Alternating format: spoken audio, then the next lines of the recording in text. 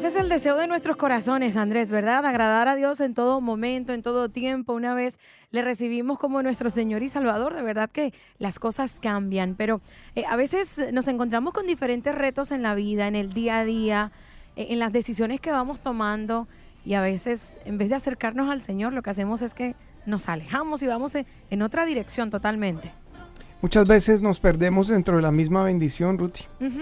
Le pedimos, por ejemplo, al Señor una bendición de un nuevo trabajo. Si estábamos sin empleo, un nuevo empleo, bien remunerado, que me sienta a gusto. Y Dios lo concede. Y empezamos a trabajar y de pronto nos perdemos en esa bendición. Ya nos ocupamos tanto y nos gusta tanto el trabajo que nos olvidamos hasta del que dio el trabajo, que fue Dios. Y entonces nos perdemos en la bendición y ya no se convierte en una bendición, sino en una esclavitud ese trabajo, y entonces nos olvidamos de Dios y ya, y nos apartamos y no volvemos a congregarnos y no volvimos a orar, y es que el trabajo, y es que el trabajo, y es que estoy tan ocupado, y se fue apagando ese fervor con el que le pedimos y ese fervor con el que llegamos a acercarnos a Dios pidiéndole esa bendición. Y bueno, y se fue el tiempo y se fue nuestro compromiso con Dios, y entonces se empieza la preocupación de decir, y yo no he orado, y yo no he hecho esto, y yo no me he vuelto a congregar y me alejé de Dios. ¿Será que perdí mi salvación? Ay, Dios mío. Y lo peor, ¿sabes qué es, Andrés? Que todos nosotros, todos los seres humanos tenemos ese reto de mantenernos ahí firmes todos los días de nuestra vida, y no estamos exentos de ser nosotros quien quitemos nuestros ojitos del Señor. Pero, ¿qué hacer si de pronto servías al Señor, un día apasionadamente pasaste al altar en la iglesia, le recibiste como tu Señor y Salvador, entendiste que ahora tu nombre está escrito en el libro de la vida, y de repente la misma vida llegó de por medio y nos hemos alejado del camino, y ahora sientes en tu corazón ese fervor de regresar a casa, no sabes cómo hacerlo? Esa palabra y esa pregunta que te hacías tú, Andrés, no sé si mi salvación todavía sigue mi nombre escrito en el libro de la vida. Bueno, pues preguntas complicadas, un pastor simple, el doctor Edwin Lemuel Ortiz, para que nos ayude a responder a esta pregunta en Pues Pregúntale al Pastor. Pastor Lemuel, ¿cómo está? Bienvenido a La Ruta. Agradecido a Dios. Agradecido, gracias.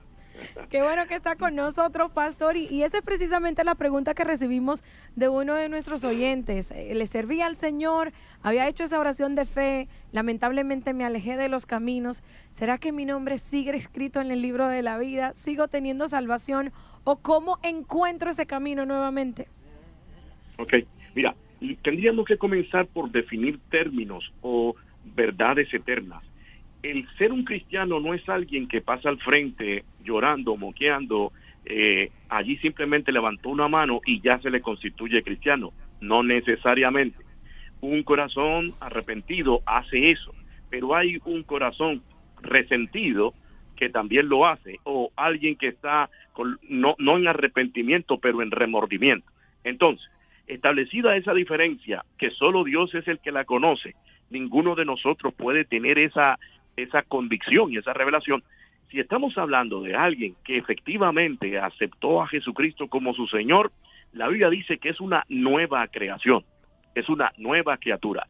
Ese paciente que tiene ese acto de contrición, que fue incitado por el Espíritu Santo, una vez aceptó a Cristo en su corazón, sea en la iglesia, sea en el hospital, sea en el carro, sea manejando, sea en la oficina, sea haciendo trote, un momento dado en que esa persona tuvo esa convicción, ese hombre y esa mujer no pierde su salvación. Si perdiera su salvación, entonces todo lo que dice la Biblia estaría en entredicho. Por ejemplo, escrituras como Efesios capítulo 2, verso 8, Efesios capítulo 1, mira esto, y voy a tratar de dramatizarlo para efectos de ustedes. Probablemente esta es la oración, pero hablo de oración de redacción, no de necesariamente una plegaria.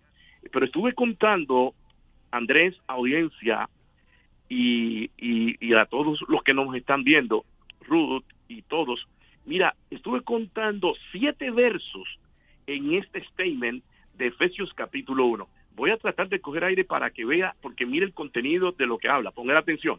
La oración comienza en el esta declaración comienza en el versículo 3 del capítulo 1 y se extiende hasta el versículo 10. Va así: Bendito sea el Dios y Padre de nuestro Señor Jesucristo, que nos bendijo con toda bendición espiritual en los lugares celestiales en Cristo Jesús, según nos escogió en Él antes de la fundación del mundo, para que fuésemos santos y sin mancha delante de Él, en amor habiéndonos predestinado para ser adoptados hijos suyos por medio de Jesucristo, según el puro afecto de su voluntad, para alabanza de su gloria, de su gracia, con la cual nos hizo aceptos en el amado, en quien tenemos redención por su sangre, el perdón de pecados, según las riquezas de su gracia, que hizo sobreabundar para con nosotros con toda sabiduría e inteligencia, dándonos a conocer el misterio de su voluntad según el beneplácito, el cual se había propuesto en sí mismo de reunir todas las cosas en Cristo, en la dispensación del cumplimiento de los tiempos, así que los que están en el cielo como los que están en la tierra. Es como si el Espíritu Santo no quiere interrumpir para dejar fuera de duda, Ruth, que esa predestinación, esa bendición de separarnos, de escogernos, primero que fue antes de la fundación del mundo, no la interrumpa ningún argumento. Es como si el Espíritu Santo le dijera a Pablo, escriba esa oración y no pare, no ponga un punto hasta que declare todo. Claro que sí. ¿Qué quiero decir con mi exageración de locución leyendo ese texto? Que no hay espacio, según en esa declaración, no hay espacio para un punto, tampoco hay un espacio para la interrupción de la salvación de un escogido de Dios, porque es que la salvación es un acto de Dios, no es un acto mío.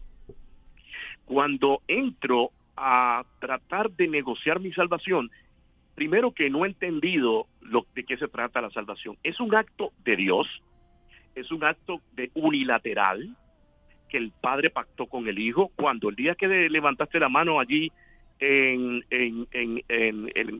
tu congregación. No, esto ocurrió antes de la fundación del mundo. Amén. Sí, antes de que tú y yo fuéramos amables, ya nos estaban amando.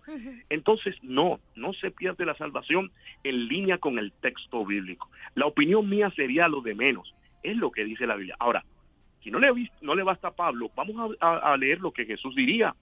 Y lee así. Es impactante la declaración del Señor Jesús cuando la hace directa. Y yo les doy vida eterna. Juan 10, 28 al 30. Y yo les doy vida eterna. Y no perecerán jamás. Ni nadie las arrebatará de mi mano. Mi Padre que me las dio es mayor que todos. Y vuelve a repetir, y nadie las puede arrebatar de la mano de mi Padre. El Padre y yo somos uno. Ahora, si tienes algún comentario, te doy paso. Si no, sigo con otra partecita de esto. Adelante, pastor, adelante. Ok, mira, entonces, lo que sí ocurre, mi querido Andrés, es que nosotros somos tres partes. Espíritu, somos un espíritu que vive en un cuerpo que tiene un alma. Ok. Entonces, en esas tres partes, nosotros tenemos el ADN de papi y mami en dos de ellas. Somos un espíritu con un alma que vive en un cuerpo. De nuestra Trinidad hay dos que reciben la influencia del ADN de papi y mami o del ambiente en que papi y mami me criaron. Pero hay una tercera parte, que es el espíritu, que recibe el ADN del Padre cuando venimos a salvación. Así que, ¿qué es lo que ocurre? Lo primero que toma efecto es la redención en nuestro espíritu. Pero el ADN de papi y mami sigue corriendo en el alma y en la carne o en el cuerpo. Entonces voy a tener vicios del ADN de los Ortices. Voy a tener influencia, vine al Señor, pero voy a tener influencia de una carne, de un cuerpo que tiene sus propios deseos. Y voy a tener un mapa emocional que heredé de los Ortices. Entonces, ¿cómo funciona? La redención primero empieza en el espíritu y ahora se le va a pedir al cristiano que con disciplinas espirituales como la oración, como la lectura de la palabra, como la meditación, como el que practique el ayuno, como el ejercicio del dominio propio, coopere con el trabajo del Espíritu Santo en tu espíritu, de manera que esa nueva vida, la nueva vida de Cristo, pueda ser exportada al alma y al cuerpo. Así que puedes tener a una persona que ha sido redimida por Cristo, pero todavía con hábitos de la vieja creación. ¿Y cuál es el trabajo de la iglesia y del trabajo tuyo y mío?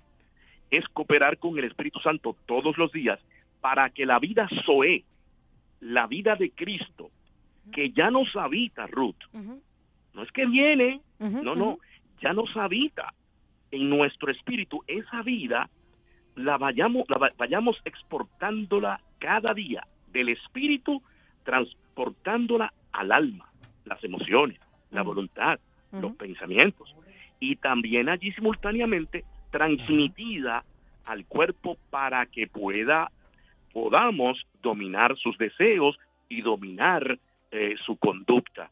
Así que así trabaja. En el espíritu, al momento, somos redimidos.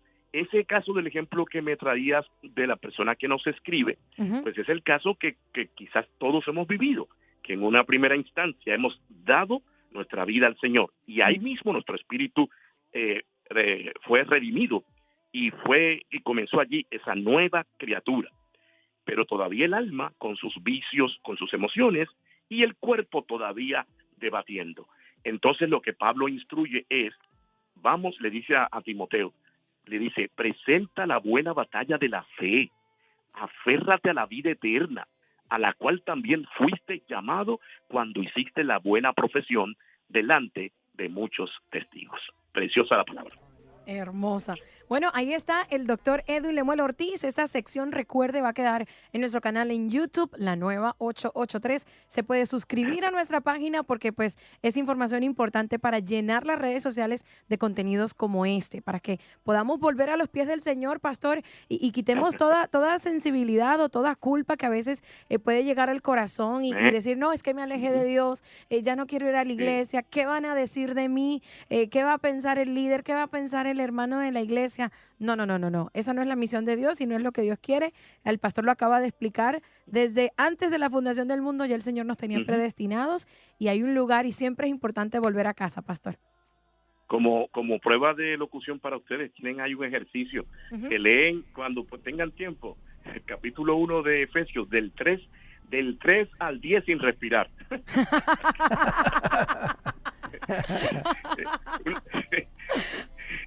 Es una redacción de 7 versículos, mano. Sí, punto. Tremendo. Dejamos bendecidos. Bendiciones. Muy bien. Pastor. Y muy buen locutor también. Además de pastor, muy buen locutor. Claro que sí. Bendecidos.